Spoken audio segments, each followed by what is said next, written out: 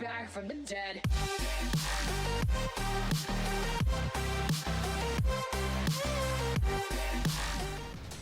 Hey guys, Frozen Nexus here. In the background, I'm just going to be doing some race raids. It's just going to be a live video. I'm not going to record this on Audacity and record the gameplay separately because I don't have time to do that. I really, honestly don't. So let's get into it. By the title of this video, you know this is just going to kind of be, my thoughts on the recent update, and I like it. I'm really glad I actually got on the new map for this video because that will help a lot.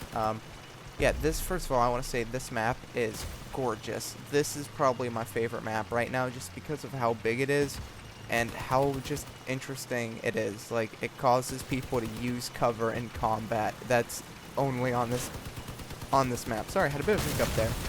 But yeah, that is literally only on this map. There's no other map in Crossout right now where people actually give a shit about using cover. They just make this stupid dash and fight and just hope for the best. But on this map, it forces this really cool style of gameplay, and I really like it. I'm a huge fan of this map. It's just definitely my favorite map in the game. I love it. So, but that's not really what this video is to talk about. I'm not here to praise them for making one great map. I'm here to talk about just my general thoughts on this. And the first thing I want to talk about is relics, which, if you don't know what they are, there are two relics in the game right now. I believe it is the Babadoo, is how you pronounce it, which drops explosive barrels, and then they have a fuse on them, but they are also triggered by proximity. So, yeah, it's pretty much just, you gotta time that shit correctly, and, there you go. That's how that works. I don't know how else to explain it. And then you have the crossbow, or the snapper, as it's called, apparently, which apparently shoots fire darts, which that sounds so cool. Fire darts, man, that is awesome, and it's apparently very high power and extremely high accuracy, so it's probably a really long reload time, just kind of like how a real crossbow would be a pretty long reload time, but I can't wait to get one. I unfortunately don't have one to show you because you have to first get a legendary weapon or any legendary item really and use it in your vehicle, and then you have a chance of getting relics with those legendary items, which I think is really cool. And I think this is going to become a bigger part of the game. I think legendary items are going to very slowly become more and more common. Sure, it seems like a big grind now, but I think they're doing that on purpose to keep people interested in the game, give you something to keep working towards.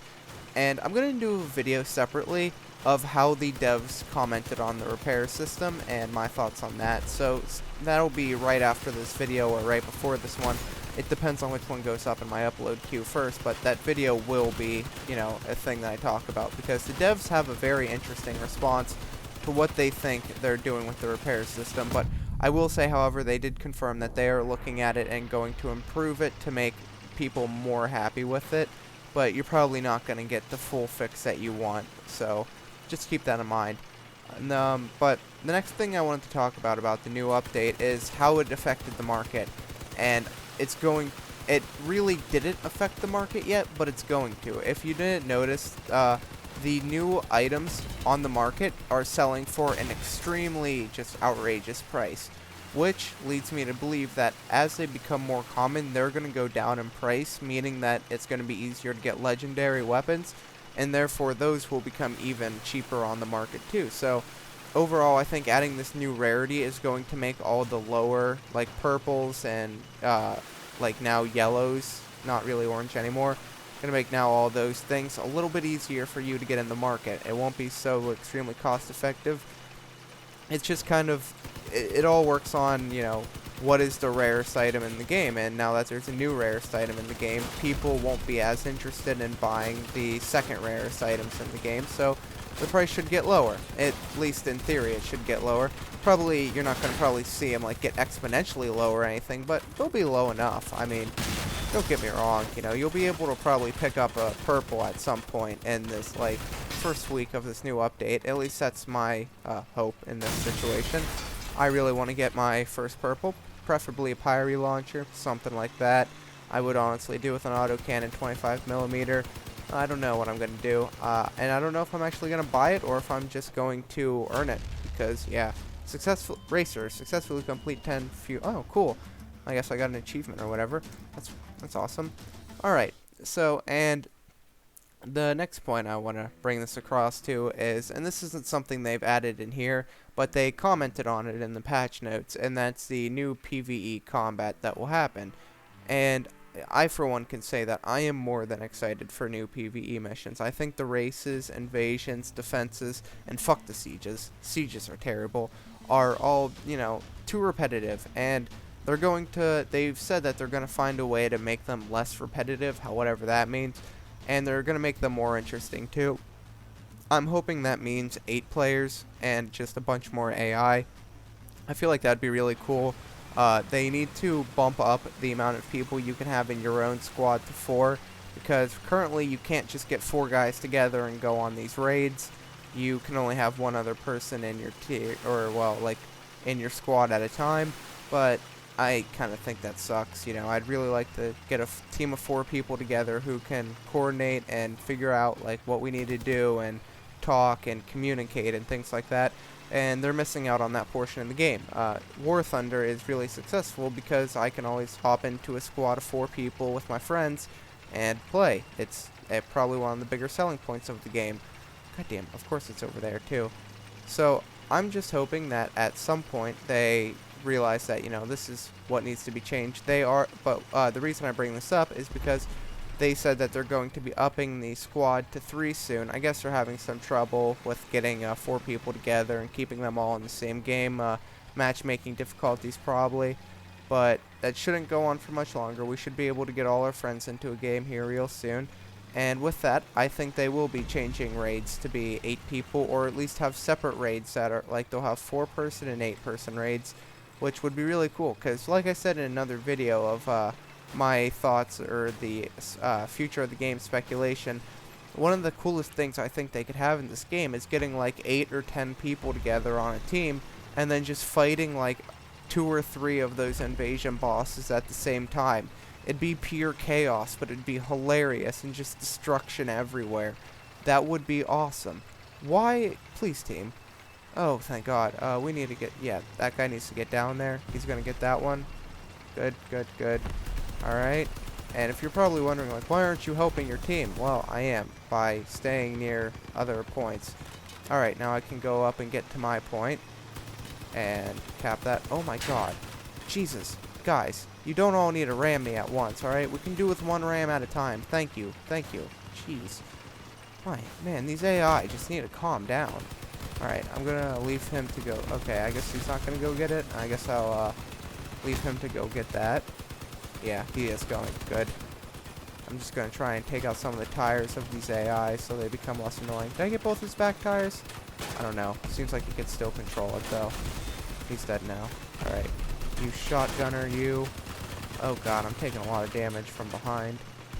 I'll definitely be able to get to this before the other guy does, so I will get right on that. Alright, that probably only saved our team a few seconds, but okay, now we can just rush into the next one, which is absolutely what we need to be doing, though. I don't even care about these the AI. I'm just let them shoot at me. Me and this guy are both just big tanks, so we can take the shots until they hit my generator like that, and the entire back of my vehicle goes. But alright, we need to get back on topic of, just my thoughts of this update. Overall, I'd say it's absolutely worth it. Yeah, this update is so cool, added a lot of stuff. However, the repair system is still the same. I still think it needs to be worked on. I don't think it's as broken as players make it out to be. I seem to have the minority opinion there, though. I think people are freaking out way too hard about the repair system when it's really, really not that bad. But that's going into another video, probably going to be recorded right after this one. The other thing I do want to talk about before this is over, though, is just crafting in general. I do think that very soon you're going to see a change to crafting materials, or at least the way they're earned. I feel like having, especially in races, having you get more stuff for killing a bunch of AI kind of just defeats the purpose of a raid where you're supposed to be working together to capture an objective. It just ends up in people killing AI to get the points, and they want the extra crafting parts. like, if we do what our team's doing right now, where we have like a minute and 20 seconds left, we can just go ahead and farm AI. And yeah, it's not the most effective thing, but hey, it'll still get you a few extra spare parts, you know? It's definitely worth it. Scrap metal is worth it, and yeah. But like, you see that guy there, 18 grow bite, he has 18 kills. Like, what an asshat, you know? But I do expect there to see a change in the crafting parts and things like that soon.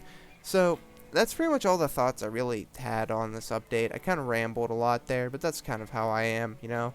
I don't really ever get my thoughts in a row before I do this shit, but I don't know. I think it was a good update. I think they made a lot of changes. I think they're making great progress on the game, and I don't think it's fair for you to say, oh, you know, these developers don't give a shit about the game, blah, blah, blah.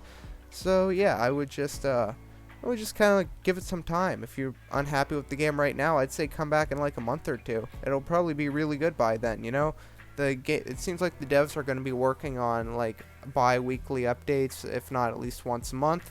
So this game will probably be in beta for about a year or two before it's a full release. When open beta will strike is, that no one really knows. But yeah, that's about it. Hope you enjoyed, and hope to see you in the next one. Peace out.